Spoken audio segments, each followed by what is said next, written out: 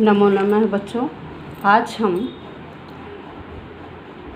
CUET exam 2023 domain 325 इसका संस्कृत साहित्य part 4 करेंगे। पार्ट 3 तक कर चुके हैं, कुछ पोर्शन कर रहे हैं। आज हम पार्ट 4 करेंगे। तो आइए, इसमें गद्य, पद्य, नाट्य इन तीनों से रिलेटेड प्रश्न हैं, विकल्पात्मक हैं। पेपर में भी इसी प्रकार के आएंगे। नाटके अधिकाधिकाः अंकाः भवन्ति। इन्होंने कहा नाटक में अधिक से अधिक कितने अंक होते हैं? अधिक से अधिक 10 और कम से कम 5। ठीक है, याद रखिएगा, अधिक से अधिक 10 और कम से कम 5 होने चाहिए। नाटकस्य प्रमुखः रसः श्रृंगारः वा भवति। कह रहे नाटक में प्रमुख रस, श्रृंगार और कौन सा होता है? तो श्रृंगार और वीर तथा करुण भी होता है किसी किसी नाटक में। जैसे उत्तर रामचरित में करुण रस प्रधान है। ठीक है, यहाँ इन्होंने श्रृंगार नंबर 1 पर आता है, नंबर 2 पे वीर रस। ठीक है, तो ये आंसर आपका वीर है। कथा आख्यायिका च भेदौ स्तः। कथा और आख्यायिका किसके भेद हैं? कथा और आख्यायिका गद्य काव्य के भेद हैं। तो आंसर आएगा आपका गद्यस्य। गद्य के भेद हैं कथा और आख्यायिका। पद्य के भेद हैं महाकाव्य और खंड काव्य। ठीक है, नाटकस्य अन्ते नटेन सामाजिकेभ्यः यह आशीर्वादः दीयते स कथ्यते। नाटक के अंत में जो नट सामाजिकों के लिए आशीर्वाद देता है उसे भरतवाक्य कहते हैं। तो आंसर है भरतवाक्यम। नाटकम मंच संचालनस्य उत्तरदायित्वं कस्य। भाई नाटक के मंच का संचालन सूत्रधार करता है। तो आंसर है आपका सूत्रधारस्य। नीति कथाः भवन्ति। नीति कथाएं होती हैं कैसी? शिक्षा देने वाली। तो आंसर है आपका शिक्षा प्रदाः। नाटकानां भाषा। भाई नाटकों की भाषा कैसी होती है? गद्य और पद्य दोनों मिश्रित भाषा होती है। तो आंसर आएगा आपका गद्य पद्यमयी। नाटक की भाषा गद्य पद्यमयी। कस्य कल्पना संस्कृत नाटकानां बहुत मौलिक विशेषता। भाई संस्कृत नाटकों में मौलिक विशेषता किसकी है? तो विदूषक की ये मौलिक विशेषता है। ठीक है, किसकी है? विदूषक की। नेक्स्ट है श्रीमद् भगवद गीता कस्य ग्रंथस्य भाग है? श्रीमद् भगवद गीता किस ग्रंथ का भाग है? यह महाभारत का भाग है। तो आंसर है आपका महाभारतम। अब इससे आगे चलते हैं। रघुवंशम इति कृते रचयिता। रघुवंश किसकी रचना है? महाकवि कालिदास की, कालिदास। ठीक है, अभिज्ञान शाकुंतलम कस्य कृति। यह भी कालिदास की है। तो आंसर कालिदासस्य। रघुवंश महाकाव्य है और अभिज्ञान शाकुंतलम नाटक है जो कालिदास के द्वारा ही लिखा गया। मेघदूतम कस्य कृति। अब फिर मेघदूत का पूछ लिया। मेघदूत भी महाकवि कालिदास की ही कृति। आंसर आ गया कालिदासस्य। आदि काव्यम कथ्यते। आदि काव्य किसको कहा जाता है? रामायण को आदि काव्य कहा जाता है। किसे कहा जाता है? रामायण को। मुद्रा राक्षसम अस्ति। मुद्रा राक्षस नाटक है, इसके राइटर हैं विशाख दत्त। मुद्रा राक्षस विशाख दत्त द्वारा लिखा गया नाटक है। तो यह क्या है? नाटकम। नेक्स्ट पंचतंत्रम इत्यस्याः रचनायाः रचयिता। पंचतंत्र के रचयिता हैं विष्णु शर्मा। पंचतंत्र के रचयिता विष्णु शर्मा। फिर गद्यस्य प्रमुख रचनाकार। गद्य के प्रमुख रचनाकार कौन हैं?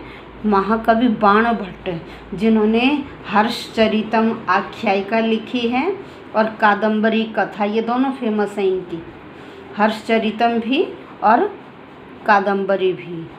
तो गद्य के प्रमुख रचनाकार कौन है? महाकवि बाण भट्ट। नेक्स्ट, उपमा। उपमा कस्य विश्व प्रसिद्ध, उस उपमा किसकी प्रसिद्ध है? ये महाकवि कालिदास की प्रसिद्ध है, कालिदासस्य। उपमा किसकी प्रसिद्ध है? कालिदास की, कालिदासस्य।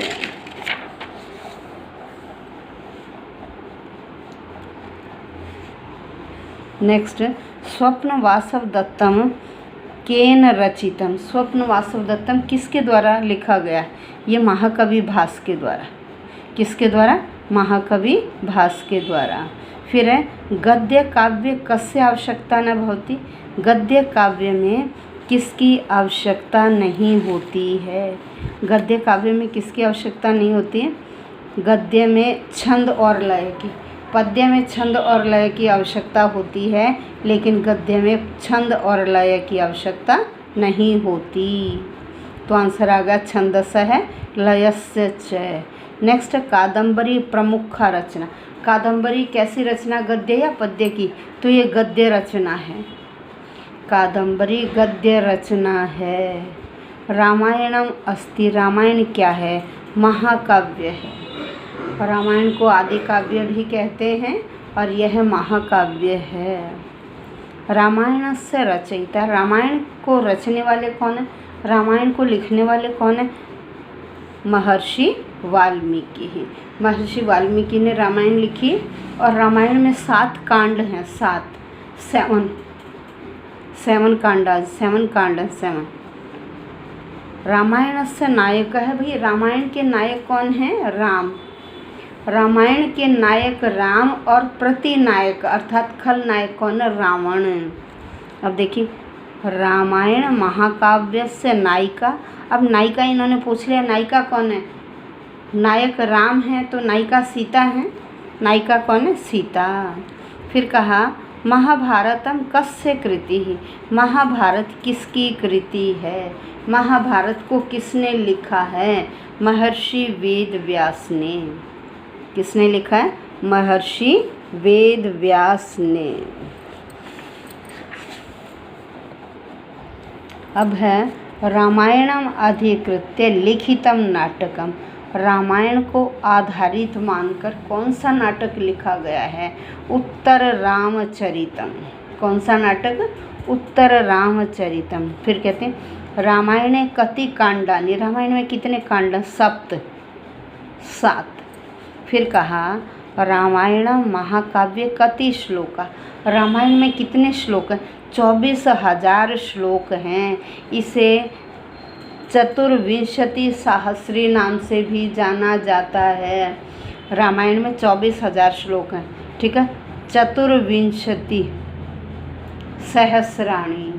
चतुर्विंशति का मतलब 24, सहस्राणी का मतलब 1000। चतुर्विंशति सहस्राणी।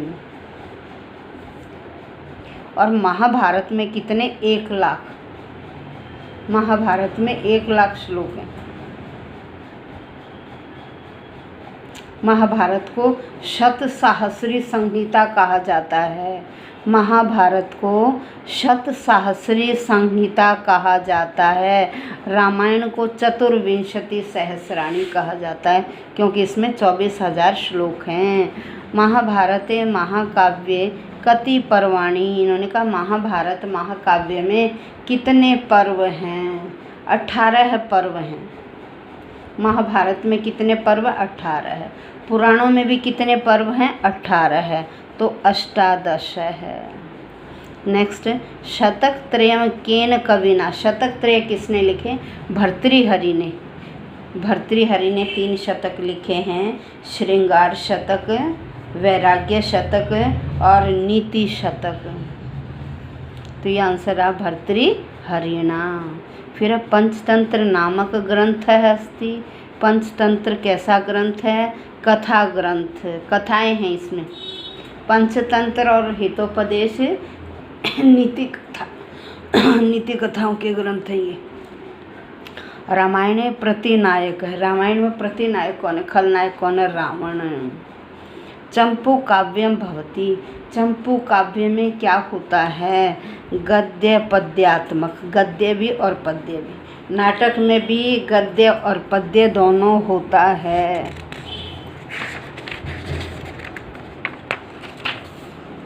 नाटक में भी गद्य और पद्य दोनों। अब नल चंपू इति केन संबद्धा, नल चंपू किसके द्वारा लिखा गया? त्रिविक्रम भट्ट। नल चंपू के राइटर हैं त्रिविक्रम भट्ट। फिर कहा प्रथम चंपू काव्यम मन्यते, पहला चंपू काव्य किसे माना जाता है? नल चंपू को। नल चंपू को पहला चंपू काव्य माना जाता है। नेक्स्ट, धारा नरेश भोजदेवेन रचितम चंपू काव्यम, धारा नरेश भोजदेव के द्वारा रचा गया चंपू काव्य का नाम है रामायण चंपू। धारा के राजा भोजदेव के द्वारा रचा गया चंपू काव्य का नाम रामायण चंपू है।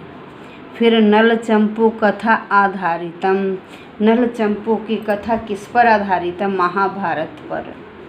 नल चंपू की कथा महाभारत पर आधारित है। फिर नाट्य शास्त्र इति कृते है, कृतिकार है। कह रहे नाट्य शास्त्र को लिखने वाले कौन हैं? आंसर है भरत मुनि। भरत मुनि ने नाट्य शास्त्र लिखा है। कस्मिन् पुराणे नाटकस्य लक्षणम् उद्घाटितम्, कौन से पुराण में लक्षण, नाटक के लक्षण बताए गए हैं? आंसर है आपका अग्नि पुराण। अग्नि पुराण में नाटक के लक्षण बताए गए हैं। फिर कुमार संभवम कस्य कृति, कुमार संभव किसकी कृति है? महाकवि कालिदास की। आंसर है आपका कालिदासस्य। नेक्स्ट है चारुदत्तम इति कृति ही, चारुदत्त क्या है? चारुदत्त नाटक है ये, तो आंसर आपका नाटकम, चारुदत्तम नाटकम अस्ति।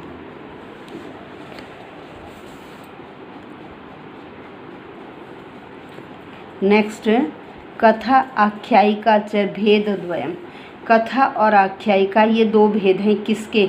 गद्य के। किसके भेद है कथा और आख्यायिका? गद्य के। आपका आंसर है गद्य काव्य से।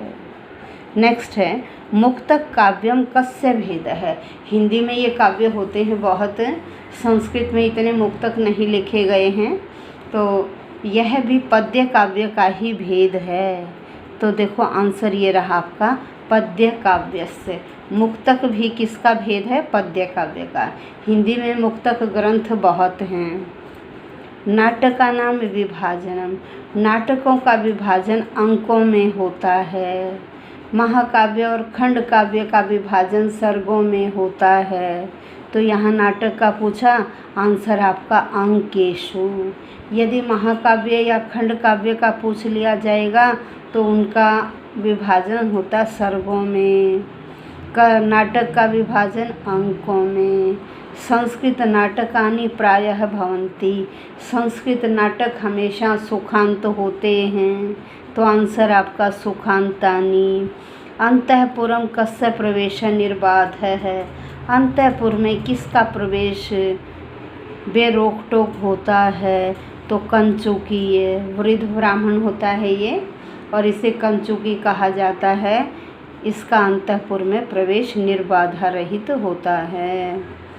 कस्य नाटकस्य श्लोक चतुष्टयम अति प्रसिद्ध, किस नाटक के 4 श्लोक बहुत प्रसिद्ध हैं? नाटक है महाकवि कालिदास द्वारा लिखा गया अभिज्ञान शाकुंतलम। क्या है? अभिज्ञान शाकुंतलम। नेक्स्ट, मुद्रा राक्षसे एतेषु कह पात्र नास्ति, कह रहे मुद्रा राक्षस में इनमें से कौन सा पात्र नहीं है?